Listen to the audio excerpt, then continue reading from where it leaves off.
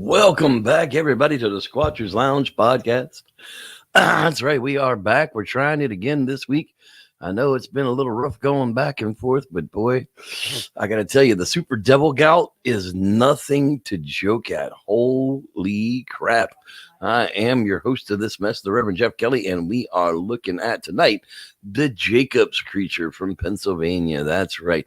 Just what the hell is that thing, and why does it keep popping up as though it is a Bigfoot? So we're going to look at the origins of this and some other pictures to go along with it to make it look a whole lot less like a Bigfoot and a lot more like something else. That's right, everybody. Happy Thanksgiving season. That's right. The Thanksgiving season is upon us. Apparently, thank God, the politics are now over, and it's still a shitstorm as it always has been because they all suck. So if your guy won, great. If your guy lost, well, it sucks. So yeah, whatever. It happens. It has to be a winner, has to be a loser. And for me, I think they all suck, so I always lose. All right, enough of politics here. Let's get into what we are talking about tonight. Hey, boo-boo, how's about a picnic basket for me and you? That's right. All right, the Jacobs creature it is. 2007, September 16th was when the report went up on the BFRO, and I remember when this all came out. It was ridiculous the way it was released. At first, the only picture that was actually released was this one. Is that a Sasquatch? Is that a baby Sasquatch? Is that a juvenile Sasquatch? What kind of Sasquatch is that? How big do you think that Sasquatch is? Look, that's a back. That's not a hump. That's definitely not a bear. There's no tail. Look at that. That's a Bigfoot. That is most definitely a Bigfoot. Bushnell trail camera with infrared invisible flash, placed by Mr. R. Jacobs. Time of the recordings stamps on the disc. The actual time and date stamp is actually on the pictures. The figures in the images, bear cubs in the first images, a young Sasquatch in two of the subsequent images. Now, if there were two bear cubs in the first picture, and something that looks like it's got the same color fur on it and the same kind of shape to it in the second picture, why would they be different? Well, how do we know it's a Sasquatch and not a bear? Well, the distinction between the ape anatomy and bear anatomy is most visible in the image 2. The figure has a face pressed against the ground to smell some automatic deer-attractant mix, which the Jacobs brothers said that they sprinkled on the spot in order to get a centered photo of a deer. Aside from the obvious limb ratio, when a bear bends down to sniff the ground, it should look more or less like a large dog sniffing the ground. If you have a large dog, then you'll know intuitively that a dog does not get in this position to sniff the ground or even to press its ear against the ground. Neither does a bear. No matter how mangy it is, apes, however, do get in this exact position and posture to smell the ground. Various newspapers reported that the creature is a mangy bear. This assertion originated from the spokesman from the Pennsylvania Game Commission and the debunking Pennsylvania Game Commission's article. That's right. Debunking the Pennsylvania Game Commission. That's right. Because we're going all in here. All in. This is the, Bigfoot Researchers Organization of America. American Dodgeball Association of America. In October of 2007, the spokesman for Pennsylvania Game Commission, Jerry Fraser, was quoted by various newspapers regarding the Jacobs photos, and he said the strange-looking animal in the Jacobs photos is definitely a skinny, mangy bear. People outside of Pennsylvania may know that a large percentage of people inside Pennsylvania say that the PGC is not trustworthy because the PGC has stated for years emphatically that there is no mountain lions in Pennsylvania, even though hundreds of people in Pennsylvania, including many government employees, have seen mountain lions. Now, the PGC's historical approach to mountain lion sightings is relevant to understanding their approach to the Jacobs photos. Until recently, whenever the sighting of a mountain lion was reported in Pennsylvania, the initial response from the PGC was to say that the sighting was a misidentification. Wherever a witness strongly contested that reaction, it fell back to the response of the PGC to say that the animal might be an escaped pet mountain lion at best. The animal could not be a wild mountain lion because there are no wild mountain lions in Pennsylvania. Now, this was the approach of the PGC until a farmer named Roger saw a mountain lion along with several other people in his remote farm during a large outdoor party, a party which included a big roasted pig barbecue near the edge of the forest. The mountain lion came in and went, and no one was attacked or threatened. But in the process of reporting the sighting, Roger inquired about the other sightings that he'd been in the area. And he was told, of course, by the PGC that there were no other sightings and that he himself did not see a mountain lion because there are no mountain lions in Pennsylvania. Now, that would have been the end of the story if Roger had been Pennsylvania State Senator Roger Madigan. Going all in here, people. You know, this is the BFRO. Roger did not like being told that he did not see a mountain lion on his farm. After gathering more information on local sightings, he called a meeting in his office with the PGC. He invited another wildlife agency to the meeting, the only agency that could assert jurisdiction over the herds of the PGC regarding the mountain lion issue. The agency was the U.S. Fish and Wildlife Service. The U.S. Fish and Wildlife Service can assert jurisdiction regarding mountain lions under the Endangered Species Act. Jesus, this has absolutely nothing to do with the actual Jacobs picture other than pitching that the PGC won't admit that there are no mountain lions. Now, immediately after the story was run about the Jacobs photos in Bradford era newspaper, the PGC chastised the news editor about it. Feeser phoned the editor on the newspaper and told him that he was part of spreading panic in Pennsylvania and doing a disservice to the public. Feeser urged,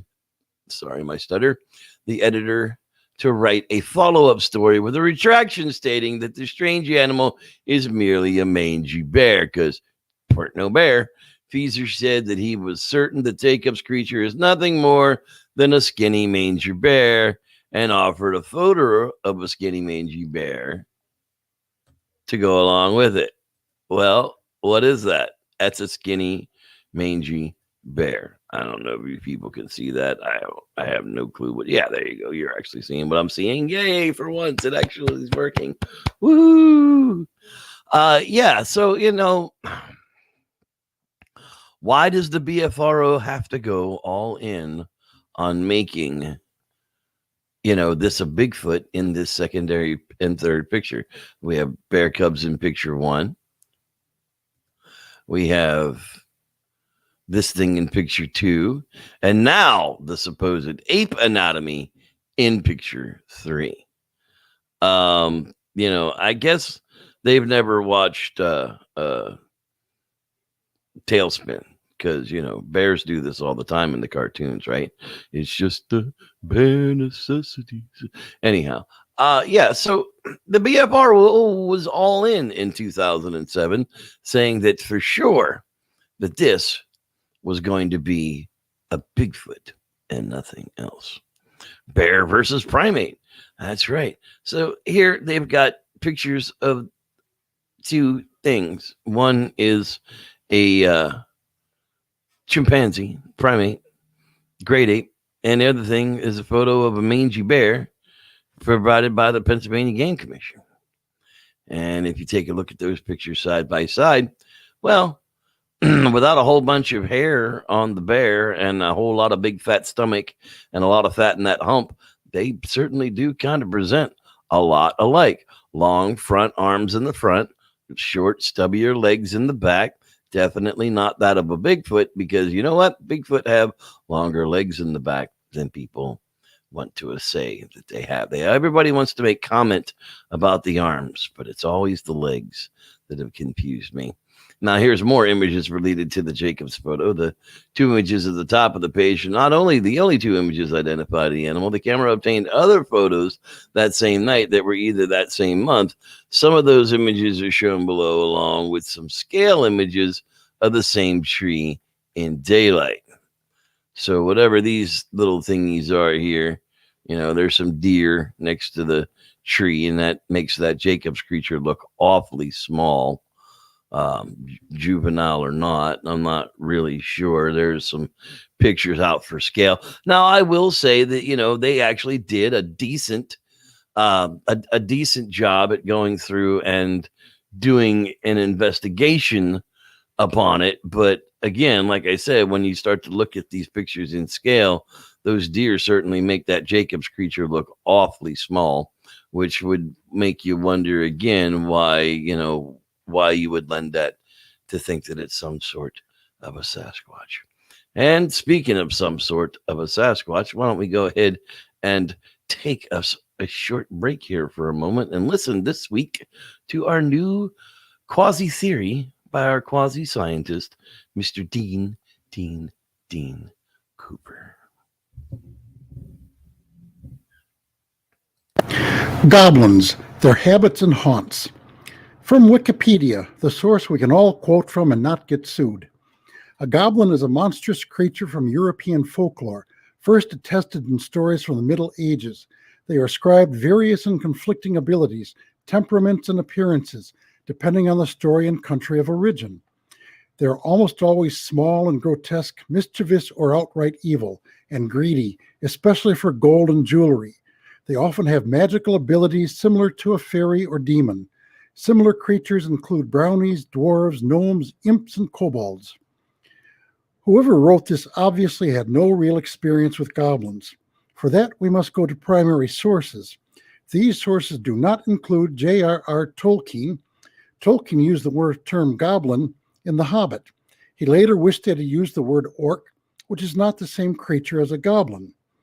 No, we need to go to someone who has accurately described goblin behavior and appearances. That would be James Whitcomb Riley.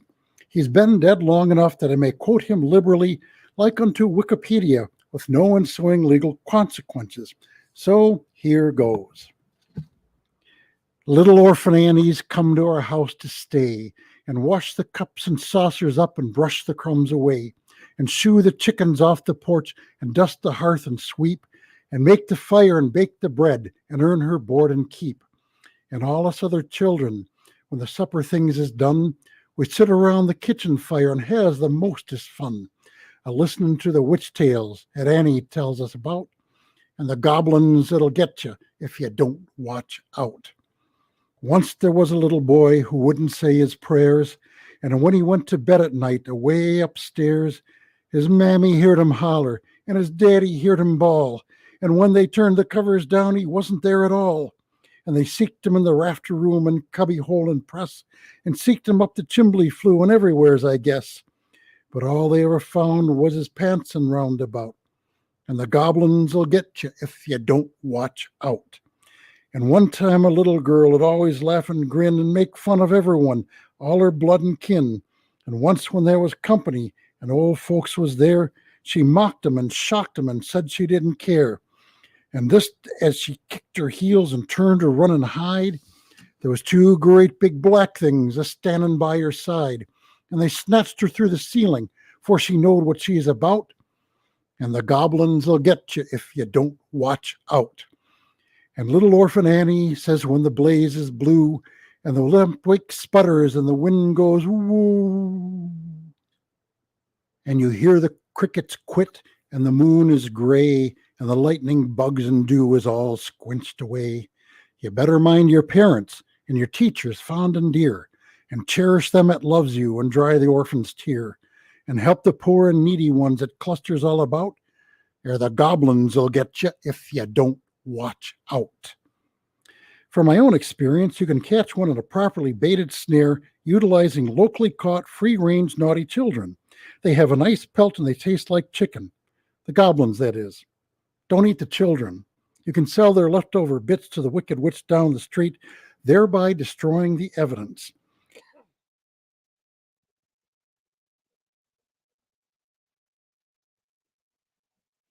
You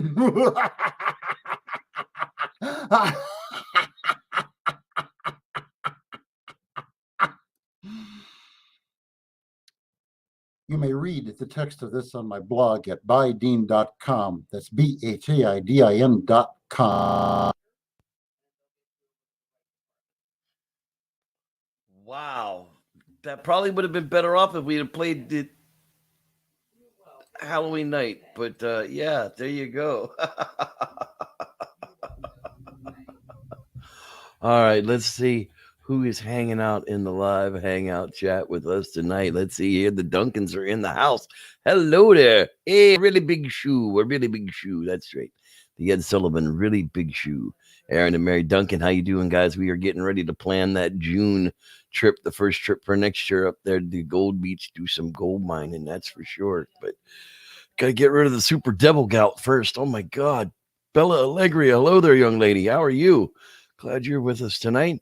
Mr. Reverend Timothy McCune. Hello, Reverend McCune. How are you tonight, sir?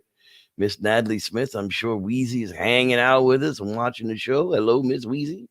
Claudio Tonin. Hello there, Claudio. Glad you could join us as well. Mr. Don Rife. Hello, sir. Glad you are with us. The Viking himself. Mr. Dean Cooper. That's right, our quasi scientist. Rod Dupree, the Reverend Dupree, is always in the house. Hello there. That's right. It's always in the place to be.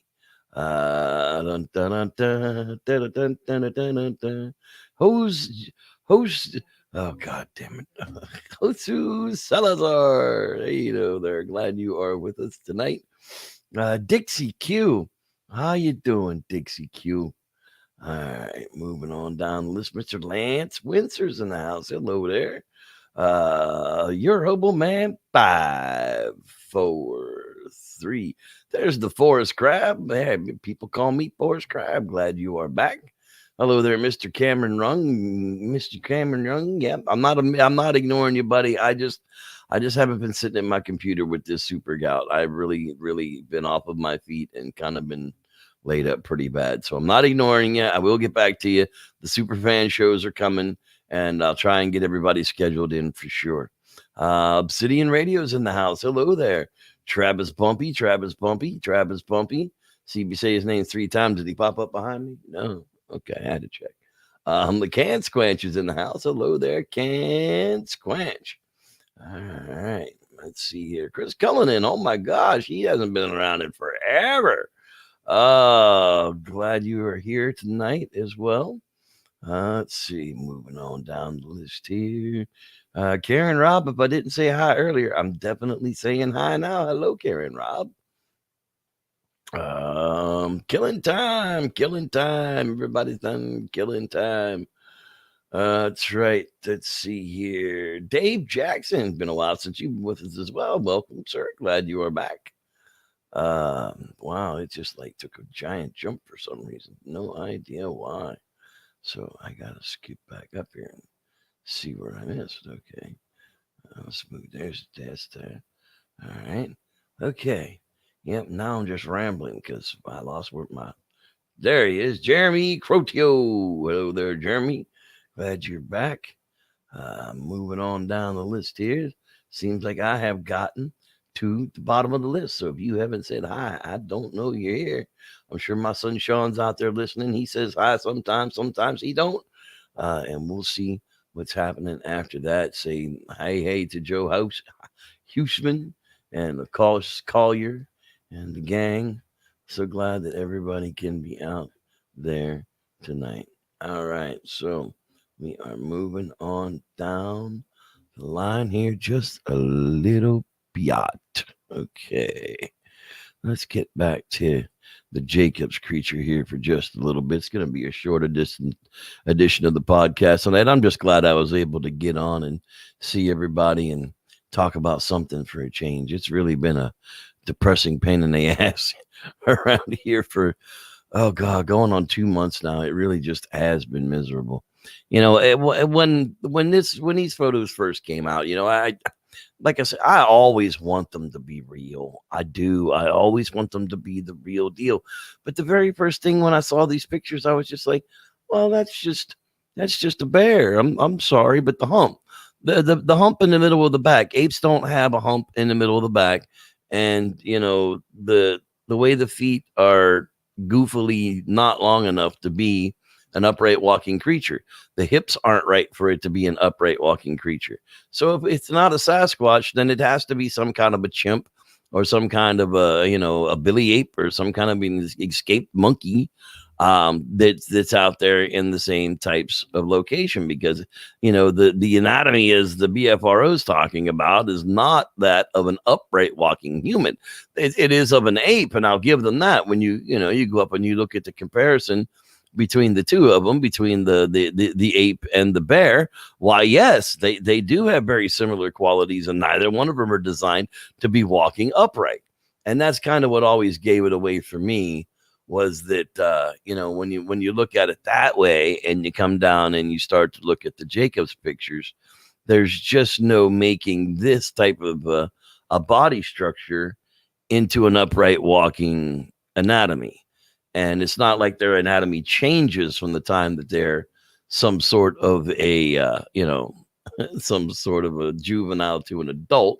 It's not like they're an amphibian. They're not going to go from a non-upright walking thing to an upright walking thing. That's not how things actually work.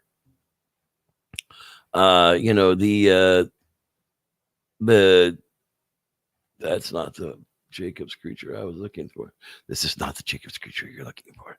Bigfoot might not be real, but the fascination most definitely is. This was published in the Patriot News, is found on PennLive.com about 3 years later in 2010. Eric Altman is awaiting test results on some possible hair samples. Altman is the director of the Pennsylvania Bigfoot Society. He collected these samples recently in the Clearfield and Jefferson counties, which he described as Pennsylvania's hot area for Bigfoot reports. Bigfoot sightings in the mid-state are dwarfed by the dozens of the reports that have come out of the state in the north central wilds.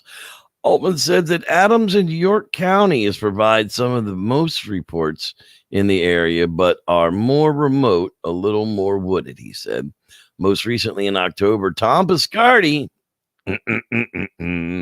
and Searching for Bigfoot team were drawn to York County by a rough amateur video in which they claimed to have seen a female Bigfoot carrying an infant. The existence of Bigfoot may remain in doubt, but the fascination with the mythical creature still endures. While many Native American cultures have tales of Bigfoot or Sasquatch-like creature over their folklore, modern interest in the phenomenon soared in 1951 with photographs of footprints in California. 1958. Most Bigfoot reports arise from the West Coast. The Pennsylvania Bigfoot Society, which was launched in 1998, boasts a few hundred followers. Dozens of similar groups exist nationwide. The legend is the focus of the Bigfoot Film Festival, which runs Friday. That's right, back in 2010. So, no, it won't be going on, and I can't get you tickets. Even those who want to believe that Bigfoot is skeptical of the existence of Pennsylvania with 12 million residents, it seems likely that the creature would have been spotted by now if he is actually here. We don't track Bigfoot sightings, says Jerry Freezer, a spokesman for the Pennsylvania Game Commission. The only time in recent years that there's been a Bigfoot sighting happened coincidentally the same week a Bigfoot researcher was in Harrisburg area. Investigators for the Pennsylvania Bigfoot Society have recorded some unusual footprints that we really can't say are Bigfoot. And that, my friends, is actually going to do it for this edition of the Squatchers Lounge podcast. I do have a Bigfoot Campfire Story for you here this evening. It's one of my Native American tales.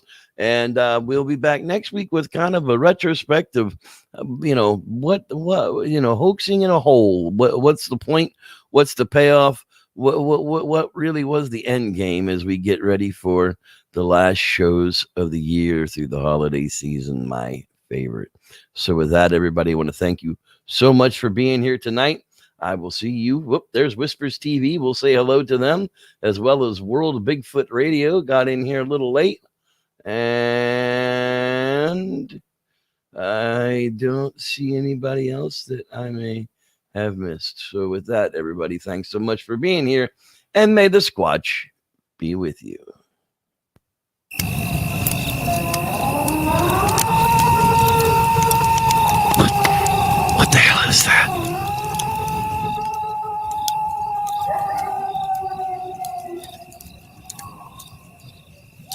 don't know about you, but I'm pretty sure that was a Bigfoot. Let me tell you a story. These stories are based upon true events. Welcome to another Bigfoot Campfire Story. As a young heathen, I was exposed to both my Irish and my native backgrounds. I spent many summers on the Cherokee Reservation with family members from nearly the time I can remember. Even back in the early 70s, many tribal ways were still followed, and the oral history was passed down at almost every meal. We were sitting around a campfire, much like this one, when my great-great-uncle Standing Deer told us this great story. Many moons ago, before the white man came, our dealings with the hairy man were much different than they are now. My grandfather's grandfather said that on ceremony nights, the hairy man would come into camp sometimes, as many as a dozen, and sit on the very edges of the firelight and watch the tribe. As the warriors would dance and drum as they circled the fire, the hairy man would grunt and drum on the ground to the beat, almost as if they were chanting. We were always told not to venture too far from the firelight, as the hairy man did not like us to stray into their dealings at night. Daytime was for us, and nighttime was for them.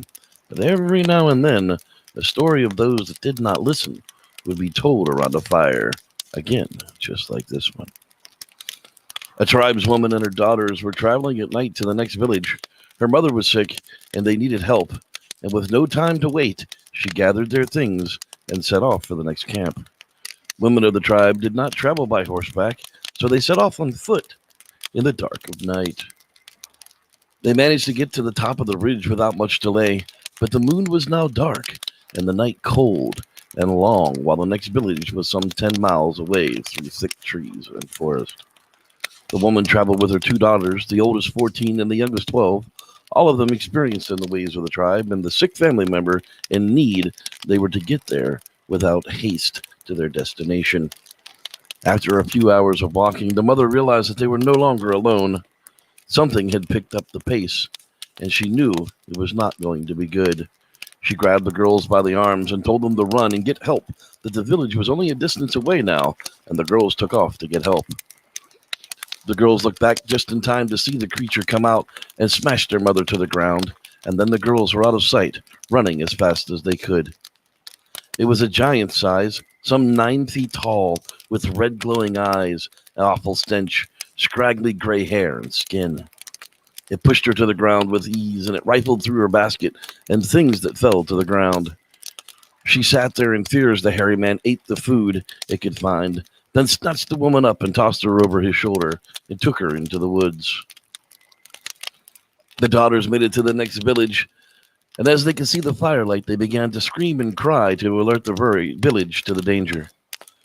Many of the warrior braves came out, and they heard the mother was fearful of an animal attack, and since she wasn't behind them, she was surely in trouble. Many of the tribal men gathered up the horses and their weapons, and they rode out to find the woman. Alive or dead, they would certainly find out. The girls had been specific about where they were, and the men found signs of a struggle and the woman's belongings strung about the area.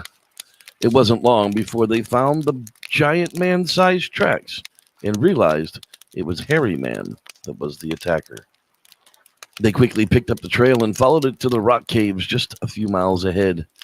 As they approached the caves, they could hear the woman's cries, haunting and quiet, as it wasn't long before they had a plan to rescue her.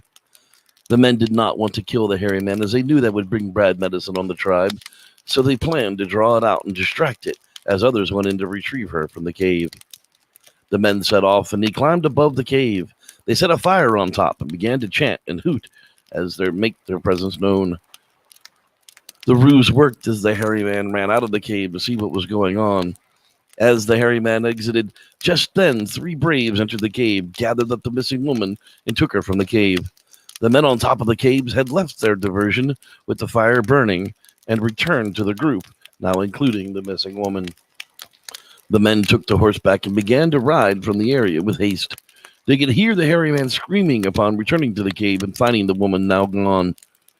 They had thought they were safe, and as clear as the group rode hard and fast for the village.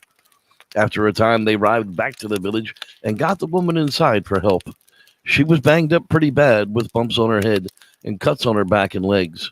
She told the story of how the hairy man tried to breed with her over and over, but never got it figured out, as it was frustrated when the men showed up and they rescued her from the creature. She didn't feel it wanted to hurt her. It just did it in size and frustration. As she finished telling the story, the village heard a loud screaming call from outside the camp. The men rushed to the edge to see the hairy man pacing back and forth near their horses. He yelled and screamed out as the men stood ready to defend the village. Finally, hairy man, with one giant swipe, broke the neck of a colt nearest him and dragged the animal off into the night. From there, everything went silent, and the night concluded without further event. The next day, the woman's daughter tended to her family members and helped care for their mother until she was recovered. After the men escorted her and her daughters back home to tell the story. That was the last time we remember hearing of hairy men taking someone at night, but we still stay close to the fire, as one never knows when hairy man will show up for you. Thanks for listening. I'm Reverend Jeff, and may the Squatch be with you.